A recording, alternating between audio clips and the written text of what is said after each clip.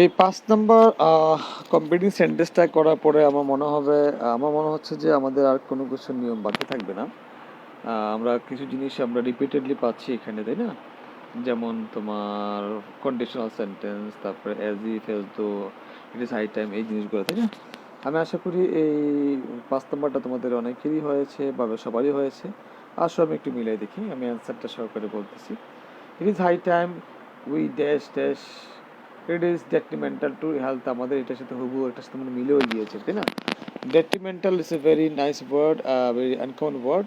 এটা হচ্ছে ক্ষতিকারক, হ্যাঁ। তাহলে it is high time we gave up, তুমি যেটাই বলো তোমাকে পাস্ট ইনডিফিনিট দিতে হবে। মনে আছে হাই টাইমের আগে প্রেজেন্ট থাকলে প্রয়াসটা হবে পাস্ট ইনডিফিনিট। তাহলে হাই টাইমের আগে এখানে আমাদের ইজ আছে, তাহলে প্রেজেন্ট টেন্স, তার মানে এটা অবশ্যই হতে হবে পাস্ট ইনডিফিনিট। গেভ আপ বা উই স্টপড স্মোকিং, দুটোই হবে। যেটাই দাও তোমাকে পাস্ট ইনডিফিনিট দিতে হবে। B, I told him about the accident, আমি অ্যাক্সিডেন্টের বিষয়ে তাকে জানিয়েছিলাম, but he is describing the accident to others, সে অন্যদের কাছে এটা এমনভাবে বলতেছে অ্যাজ ইফ আমরা মনে সেম জিনিসটা পেয়েছি এই ধরনের একটা, as if he knew all about the accident, as if he so the accident, আমরা সেম একটা জিনিস দেখেছি বোধহয় কোয়েশ্চেন নাম্বার 4 এর মধ্যে। এনিওয়ে, অর্থাৎ অ্যাজ ইফ এর আগে যদি প্রেজেন্ট থাকে তাহলে এটা হবে পাস্ট ইনডেফিনিট। অ্যাজ ইফ এর আগে যদি পাস্ট থাকতো, যেমন ওয়াজ ডেসক্রাইবিং হইতো বা শুধু ডেসক্রাইব হইতো, তাহলে আমাদের অবশ্যই পাস্ট পারফেক্ট করতে হইতো পরের অ্যাজ ইফ এর পরের সেন্টেন্সটা। চলে আসি আমরা number C. 16th December is observed as the Victory Day every year in Bangladesh. It is really a red letter day. Red letter day নিশ্চয় মনে আছে আমাদের স্মরণীয় দিন বা ঐতিহাসিক দিন in our national history because on this day, এখানে আমরা অনেক স্বাধীন, তাই না?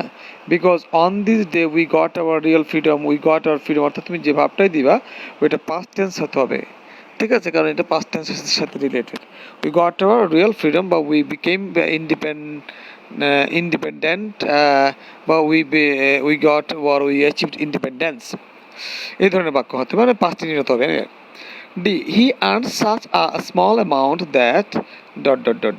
Then he walked so slowly that I cannot accompany him. I cannot bear it. এই ধরনের কিছুটা বাক্য হবে। এটা আসলে কেনলা বাক্য সুন্দর হয়। যেমন he earns such a small amount that he cannot maintain his family well. So he is looking for some additional income. এই যে so he is looking for some additional income, এটা আমাদেরকে বলে দিচ্ছে আসলে বাক্যটা কি হওয়া উচিত। অর্থাৎ he earns such a small amount that he cannot maintain his family well or he faces many problems to maintain his family. অর্থাৎ তুমি যে বাক্যটা দিবা এটা যেন আমাদের পরবর্তী বাক্যটা এবং আগের বাক্যটার সাথে মিল থাকে। তবে কেনলা বাক্যটা এখানে সুন্দর হয়, তবে কেনলা বাক্য ছাড়া এখানে অন্য বাক্য দেওয়া যায়। We should be sincere to our work because, আমাদের এটা দেওয়া ছিল বিকজ সিনসিয়ারিটি ইজ দ্য কি to success and ইনসিনসিয়ার person always becomes failure. তার মানে আমরা লাস্টের বাক্যটা আমরা যদি পড়ি, an ইনসিনসিয়ার person always becomes failure, একজন অসচেতন লোক সবসময় ব্যর্থ হয়। ওকে, আর কি দেওয়া আছে? বিকজ সিনসিয়ারিটি ইজ দ্য কি টু সাকসেস। তাহলে আমার মনে হচ্ছে আগের বাক্যটা কি হইতে পারে? আমাদের নিশ্চয়ই মনে আছে কম্পিটিভ সেন্টেন্সে সাধারণত মৃত বাক্য দেওয়া থাকে, জীবিত বাক্য দেওয়া থাকে না। অর্থাৎ জীবিত বাক্য দেওয়া থাকে, মৃত বাক্য লাগাতে হয়, বা মৃত বাক্য দেওয়া থাকে, জীবিত বাক্য দেওয়া হয়।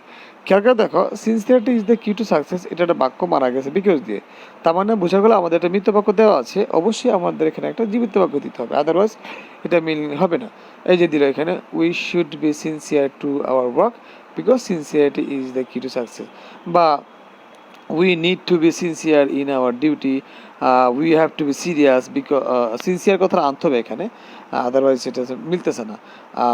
sincerity is the key to success, হ্যাঁ, because sincerity can change in can bring change in our life because sincerity is the key to success। আর অনেক কিছু দেওয়া যায় যেখানে আমাদের এই বাক্যটার সাথে রিলেশন যেন রাখে। we should be sincere, okay, as she is firmly determined, যেহেতু সে দৃঢ়ভাবে মনস্থির করে আছে কি strong determination is the precondition মানে পূর্ব শর্ত অফ এনি সাকসেস, যে কোনো সফলতার প্রিকন্ডিশন হচ্ছে স্ট্রং ডিটারমিনেশন, মানে শক্তিশালী কল্পনা, দৃঢ় সংকল্প থাকতে হবে। As she is firmly determined, she will get success এখানে দেওয়া আছে, তোমরা অন্য কিছু দিতে পারো। As she is firmly determined we hope she will be succeeded, she can hope that she will be succeeded, অর্থাৎ তুমি যেটাই দিবা আমরা এখানে এটার সাথে যদি মিল থাকতে পারে, তো এখানে ফিউচার টেন্সটা ভালো যায় আর কি। The path is not smooth at all, মানে রাস্তাটা তো মসৃণ নয়, অর্থাৎ সহজ নয়। ওয়াক কেয়ারফুললি, এখানে আসলে মুসলিম বলতে রাস্তাটা তো ভালো নয়। ওয়াক কেয়ারফুল লিস্ট ড্যাশ, আচ্ছা আমাদের নিশ্চয় মনে আছে লিস্ট কথা থাকলে একটা সুরালা বাক্য দিবে, সুর দিতে হবে। তাহলে কি হচ্ছে walk carefully lest you should stumble, walk carefully, আচ্ছা lest we may face accident, অর্থাৎ আমাদের যেটাই দিতে হবে আমাদের এখানে লিস্ট যেতে হচ্ছে সুরালা বাক্য দিতে হবে।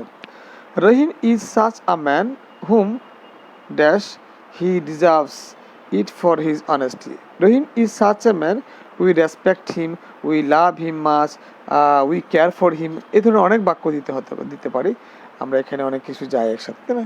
তবে এখানে রহিম ইজ সাচ এ ম্যান, যেহেতু প্রেজেন্ট টেন্স আছে আমরা এখানে প্রেজেন্ট টেন্স দিলে আমাদের মিলে যায়, অন্য কোনো টেন্স এখানে আসতে পারে, যদি মিলে যায় সমস্যা নেই।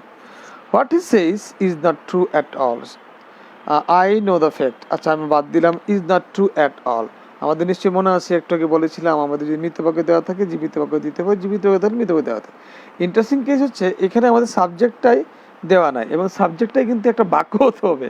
What he says is not true at all, I know the fact, এটা এভাবে দাও।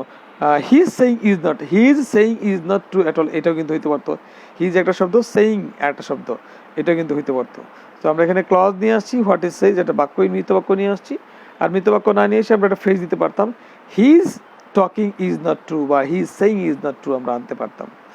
Anyway he has a lot of money, তার অনেক টাকা আছে, বাট হি, আচ্ছা বাট দিয়ে ডট দিচ্ছে, he is really A miser, miser মানে কিপটে, বোঝাই যাচ্ছে যে আসলে টাকা পয়সা খরচ করবে না। তাহলে হি has a lot of money but he leads a poor life, he has a lot of money but he doesn't want to spend money after his luxury life, এই ধরনের অনেক কিছু দিতে পারি আমরা। আশা করি আমরা এটা বুঝতে পেরেছি, এবং এই ক্লাসের মাধ্যমে আমার মনে হয় কমপ্লিট সেন্টেন্সের আমাদের কাজ শেষ করে ফেলতে পেরেছি। তারপর কোনো প্রশ্ন থাকলে you can type or you can send voice.